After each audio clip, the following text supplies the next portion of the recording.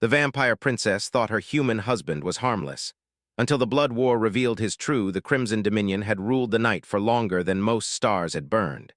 Its people were vampires, immortal, elegant, and feared across many systems. They lived in tall black cities, fed by blood farms and ancient technology that mixed science with ritual. They believed time itself belonged to them. So when Princess Sarilith married a human, the court did not know whether to laugh or be offended. Humans were weak, short-lived. Useful only as labor, scholars, or controlled blood sources. They were not equals, and they were never rulers. A human consort was something unheard of. Elias stood beside Sarilith during the ceremony, dressed in simple dark clothes. He had no armor, no blood sigils, no enhanced strength. He did not even carry a weapon. His hands were calm, folded behind his back, and his eyes moved slowly, observing everything without fear. Many vampires noticed that and dismissed it at once. Humans did not understand fear properly, they told themselves. That was why they died so easily. Sarilith, however, loved that calm in him. She had chosen Elias not for politics, but for peace. He listened when she spoke. He asked questions instead of demanding answers. And when she woke from long daylight sleep, it was Elias who sat beside her, reading quietly, waiting without impatience. To her people, he was harmless. To the court, he was a decoration. To the generals, he was nothing at all. Elias spent his days in the great archives, studying old records. Not vampire victories, not royal bloodlines, but ancient wars, lost wars, forgotten wars, conflicts that had wiped out entire species. The librarians found this strange. "Why study failure?" one asked him once. Elias smiled slightly. "Because failure teaches faster." The librarian laughed and left, thinking it a joke. When the blood war began, no one thought of Elias. The first attacks came without warning. Border systems went dark. Blood transport fleets vanished. Enemy ships, engineered bloodlords from an ancient rival empire, hit fast and disappeared before the vampire fleets could respond. The Dominion answered as it always had, with force and pride. Immortal admirals led massive armadas into battle. Their ships were powerful, their weapons terrifying. They crushed enemy fleets in open combat. Songs were written. Victories were announced across the night cities, but the attacks did not stop. More worlds fell. Supply lines stretched thin. Blood reserves began to drop in distant sectors. The enemy avoided large battles now. They targeted transports, repair docks, communication hubs. The vampires were confused. They had never fought a war like this. At council meetings, generals argued loudly. Each believed more power was the answer. Bigger fleets, stronger strikes, more destruction. Elias stood at the back of the chamber during one such meeting, silent as always. Sarilith sat on her throne, listening as the arguments went in circles. "We need to strike their capital," one general said. "End this quickly." "They have no true capital," another replied. "They scatter like animals. They run because they fear us," a third said. "Push harder." Elias looked at the star map floating above the table. His eyes traced lines others ignored. When the meeting ended, Sarilith found him later in her private chamber. "You were quiet," she said. "I usually am," Elias replied. She smiled. "You look troubled." "Trouble is already here," he said gently. She paused. "What do you mean?" He did not answer right away. Instead, he asked, "How many blood transports were lost this week?" Sarilith frowned. "Why ask that?" "Because wars are not won by battles," Elias said. "They are won by what survives between them." She had never heard a vampire speak like that. The next week, a fortress world fell exactly when Elias had quietly predicted it would. Not because of an attack, but because its blood supply ran dry. That caught Sarilith's attention. She began to ask him questions in private. Elias answered carefully, never commanding, never pushing. He spoke of limits, of exhaustion, of morale, of systems failing under pressure. "These enemies," he said, pointing to the map, "are not trying to beat you in strength. They are trying to outlast you." Vampires did not understand outlasting. They were eternal, or so they believed. Soon, whispers spread through the court. "The human speaks to the princess too much. He fills her head with strange ideas. He should remember his place." One general, Lord Verk, made his opinion clear during the next council. "This is a vampire war," Verk said loudly, his red eyes turning toward Elias. "Not a human storybook. We do not need advice from bloodless furniture." Laughter echoed through the chamber. Elias did not react. He did not look angry. He did not look afraid. He simply raised his eyes. If you fight this war as immortals, he said calmly, you will lose it in 7 months. Silence fell like a blade. Verk sneered. And how would a human know that? Ilias met his gaze without blinking. Because humans specialize in surviving wars we were never meant to win. The room erupted in anger. Guards stepped forward, hands on weapons. Sarilith rose from her throne, her voice sharp. Enough! The council ended early that day. That night, Sarilith could not sleep. She watched Ilias from across the chamber as he read quietly as if nothing had happened. Why did you say that? She asked at last. Because it is true, he replied. You insulted powerful immortals. They were already insulted by reality, Ilias said softly. She studied him closely. For the first time, she wondered what he had been before she met him. More defeats followed. Small ones, quiet ones that did not look like defeats at first. Enemy fleets stopped appearing at all. Instead, vampire ships arrived at empty systems with no fuel, no blood, no answers. Fear began to spread, not of death, but of uncertainty. One night, Sarilith accessed sealed human records, files long ignored. She searched Ilias' name. What she found made her hands tremble. Ilias had not been a scholar, he had been a strategist, the last one. Human history showed wars that had erased planets, enemies stronger than vampires, machines, beings that bent physics itself. Humanity had survived anyway, not by power. By planning, by sacrifice, by understanding that survival mattered more than pride. Ilias had led those efforts, and when humanity finally stabilized, he had stepped away, retired, chosen quiet over command. Sarilith closed the archive and felt something shift inside her. The Blood War was not a vampire war anymore.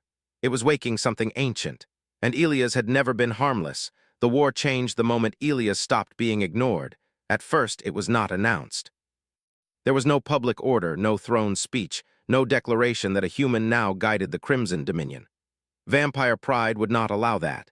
Instead, small changes appeared, quiet and easy to miss. Fleets were reassigned without explanation. Some worlds were marked for evacuation instead of defense. Blood convoys began traveling in strange patterns, looping and doubling back, confusing anyone who tried to follow them. The generals complained. "This is cowardice," Lord Verk said during council. "We are abandoning territory." Ilias stood beside Sarilith, his hands folded, his voice calm. "You cannot abandon what is already lost," he said. "You can only choose what you save." The words angered many, but the results spoke louder. Enemy attacks began to fail. Not because they were defeated in battle, but because there was nothing to strike. Worlds they targeted were empty. Supply depots were already gone. Traps waited in systems that looked weak. The vampires did not like this kind of war. There was no glory in it, no songs. But they were surviving. Sarilith watched Ilias work late into the night. He slept little but never looked tired. He studied patterns, not maps, timelines, not enemies. When commanders argued, he let them speak, then asked one quiet question that ended the debate. "How long can you fight like this?" No vampire had ever asked that before. As weeks passed, the enemy empire grew frustrated. Their bloodlords were strong, but they depended on stolen blood and controlled fear. Ilias understood that. He ordered strikes not on fleets, but on fear itself. False retreats spread hope among the enemy. That hope was then crushed by sudden losses. Misinformation leaked into their networks. Commanders began doubting reports. Doubt became hesitation. Hesitation became death. The vampires began to realize something unsettling. They were no longer leading the war, they were executing it. One night, an enemy strike force broke through and attacked the capital sector. Panic spread through the court. Guards rushed to secure Sarilith. Ilias did not move. "They want me," he said. Sarilith turned sharply. "What?" "They believe I am a weakness," Ilias continued. "A bargaining tool, a hostage." She stepped closer to him. "I will not allow it." "You already have," he replied gently. Before she could answer, alarms screamed. Enemy soldiers breached the inner hall. Blood spilled. Chaos followed. Ilias was taken. The enemy bloodlords celebrated. They broadcast his capture across the warfront. "The human consort is ours," they announced. "Surrender or he dies." The vampire court froze. Lord Verk laughed bitterly. "So this is the end of the human trick." Sarilith did not laugh. She looked at the empty space where Ilias had stood and felt something colder than fear. Across enemy space, Ilias was brought before their ruling council. Chains bound his hands, but he walked calmly. The bloodlords circled him, towering and cruel. "You are smaller than expected," one said. Most dangerous things are, Elias replied. They questioned him, threatened him, promised pain. Elias listened. When they demanded surrender codes, he shook his head. You misunderstand, he said. You don't win wars by killing leaders. One bloodlord snarled. Then you are useless. No, Elias said. I am already done. The bloodlords laughed. They did not see the systems failing. They did not feel the blood reactors slowing. They did not notice their fleets waiting for orders that would never come. Because while Elias was captured, his plans continued. Human war doctrine did not depend on presence. It depended on preparation. Across the galaxy, quiet systems activated. Star routes collapsed as artificial gravity wells turned on. Blood processing stations failed due to tiny, planned overloads, not explosions, just stops. Enemy immortals felt hunger for the first time. Panic spread. The bloodlords rushed back to their command chambers, screaming orders into dead channels. Too late. Their empire did not fall in fire. It faded. Worlds went dark. Fleets drifted without fuel. Soldiers deserted, confused and afraid.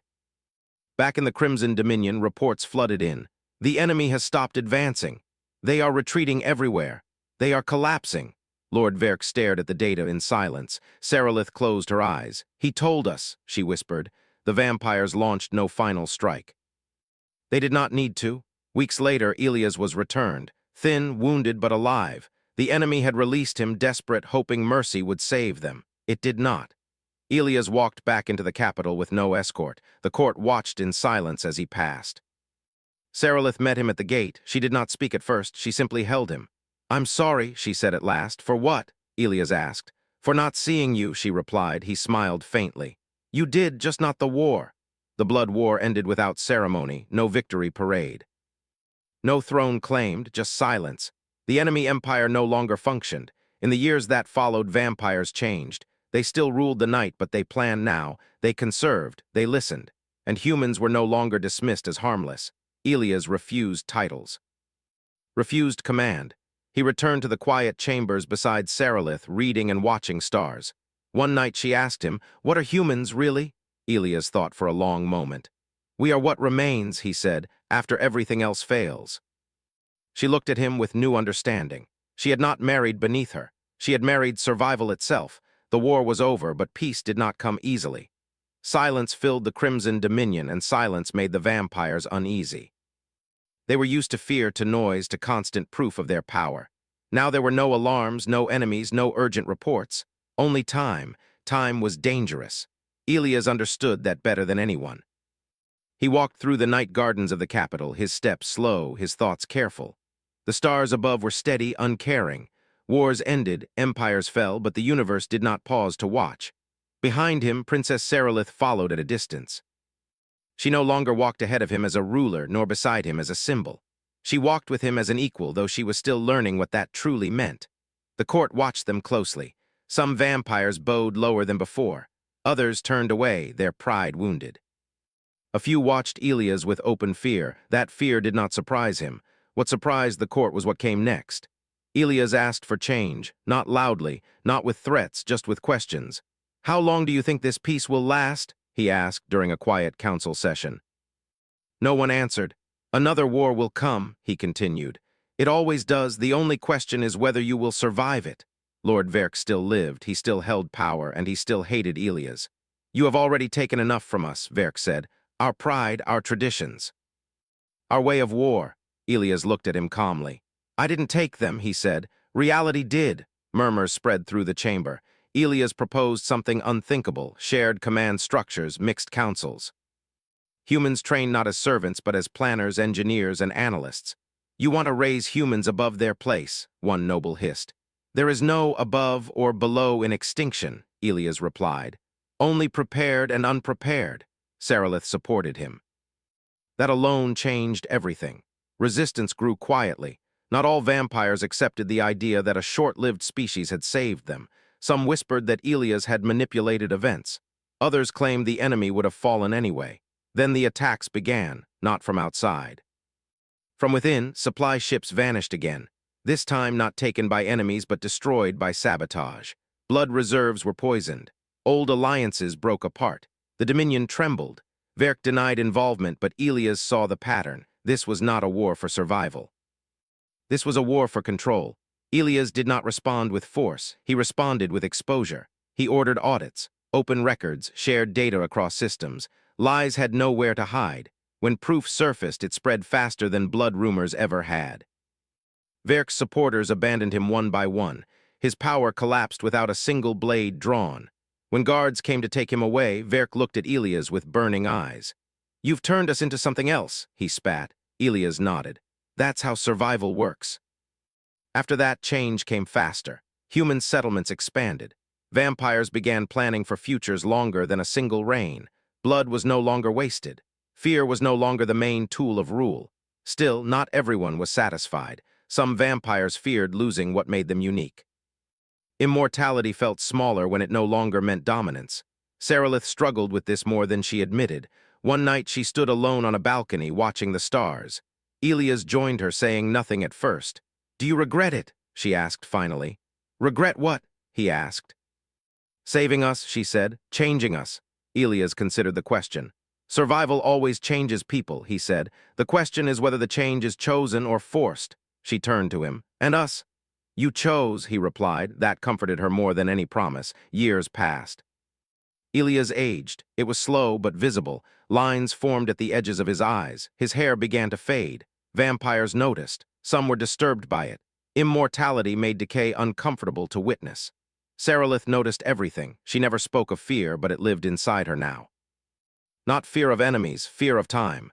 Elias continued working, training successors, building systems that did not need him. That worried her most of all. "You're preparing to leave," she said one night. "I'm preparing you to continue," he corrected gently. She reached for his hand. "I don't want a future without you," he squeezed her fingers. "Then don't waste the present." The Dominion held its first mixed council election soon after. Humans and vampires sat together openly. Disagreements happened. Arguments were loud, but no one reached for weapons. That alone was a victory. Far beyond their borders, distant species took notice. The Crimson Dominion was no longer just feared, it was respected, and that was new. One evening, long after Elias had stepped back from daily planning, a young vampire approached him in the archives. "Is it true," she asked, "that humans defeated gods?" Elias smiled faintly.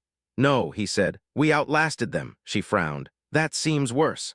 "Only if you're on the wrong side of history," he replied. When Elias finally grew weak, it was quiet, no battle, no crisis. Just the slow closing of a long chapter. Sarilith stayed with him until the end. As his breathing slowed, she asked one last question, her voice barely steady. "Did we survive?" she asked. Elias smiled just once. "You learned," he said. "That's better." When he was gone, the Dominion mourned in silence. No monuments were built, no statues raised. Instead, systems endured. Centuries later, when new wars threatened the galaxy, the Crimson Dominion did not panic. It planned. It adapted. And among the stars, a simple human truth remained alive. Power fades, fear fails. But those who learn how to endure never truly disappear. The galaxy did not stay quiet forever. It never did. Long after Elias was gone, the Crimson Dominion stood strong but changed. Its cities still shone under eternal night, its people still lived long lives, but fear was no longer the center of everything. Planning was, memory was. Sarilith remained on the throne for many decades. She ruled carefully, not as a conqueror, but as a guardian. When she finally stepped down, she did not choose the strongest successor. She chose the wisest. That alone confused many outsiders. By then, humans and vampires lived side by side across many systems. Humans did not rule the Dominion, but they were no longer beneath it. They were advisors, builders, explorers, and planners. Their short lives made them move fast. Their long memories, passed through records instead of blood, made them dangerous in a quiet way. Stories about Elias became legends. Some vampires claimed he had been a genius beyond his kind. Others insisted he had been ordinary, and that was the frightening part. Among humans, his name became a lesson instead of a hero tale. Do not seek glory, seek survival. Far beyond Dominion space, something ancient was waking. It did not announce itself with fleets or threats. It arrived as absence. Star systems where no signals escaped. Regions where probes vanished without debris. Silence thicker than vacuum. Explorers reported it first. Then traders stopped returning. Maps grew holes. The mixed council met in emergency session. "We should prepare defenses," one vampire lord said. "We should avoid it entirely," a human planner replied. Arguments rose, sharp but controlled. At the center of the chamber stood a simple pillar of light. Inside it were Elias' preserved strategic archives. Not orders, not commands, questions. The council had learned to begin there. How does an enemy win without fighting? One of the recorded prompts asked. Silence followed. A young human analyst spoke carefully. By making conflict irrelevant. The room went still. Scouts finally made contact with the unknown force. It was not an empire, not a species. It was a system, self-moving, self-feeding, built from machines older than most civilizations. It did not conquer, it consumed. Stars were drained, matter was stripped.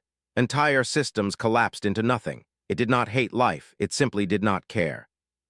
Fear spread across the galaxy faster than the threat itself. Old empires armed themselves. New alliances formed and broke within years. Many chose to strike first. They failed. Weapons meant nothing to something that could wait forever. The Crimson Dominion did not rush. They remembered Elias. They studied patterns, consumption rates, movement cycles, gaps. They discovered something important. The machine system did not expand randomly. It followed energy. It followed resistance. It followed noise. A human strategist spoke during council. Her voice shook, but she did not stop. It reacts to opposition, to force. Every attack teaches it. A vampire elder clenched his fists. So we do nothing? No, she replied. We disappear. The plan was terrifying. Entire regions were evacuated. Energy signatures were lowered. Star output was masked. Trade lanes were rerouted. The Dominion began to fade from the machine's awareness. Other civilizations called them cowards. Then those civilizations vanished. Years passed. The machine system grew slower. It searched. It consumed what fought it. And it passed by what remained silent. The Crimson Dominion survived again, not untouched, but alive. In the aftermath, something strange happened. The machine system, starved of resistance, began to fracture. Without learning input, without adaptation, it decayed. Parts shut down. Other parts drifted into cold space, inactive. It was not destroyed. It was outlasted. Across the Dominion, quiet remembrance ceremonies were held, not for the dead, but for the choices that had saved the living. In the Capitol archives, a new inscription was added beside Elias' name. He taught us when not to fight. Centuries later, historians would argue whether humanity had saved the vampires, or whether the vampires had saved humanity. Most agreed on one thing. Together they had become something neither could be alone. On a distant world, far from thrones and councils, a human child asked her teacher why old war records were still studied. Because peace forgets faster than war, the teacher replied, and forgetting is dangerous. The child nodded, not fully understanding, but the lesson remained. Empires would rise, powers would fade. Monsters would come without faces or names, and somewhere always there would be those who remembered the simple truth Elias left behind. Winning is loud. Surviving is quiet, and those who learn how to endure will always outlive those who only know how to are.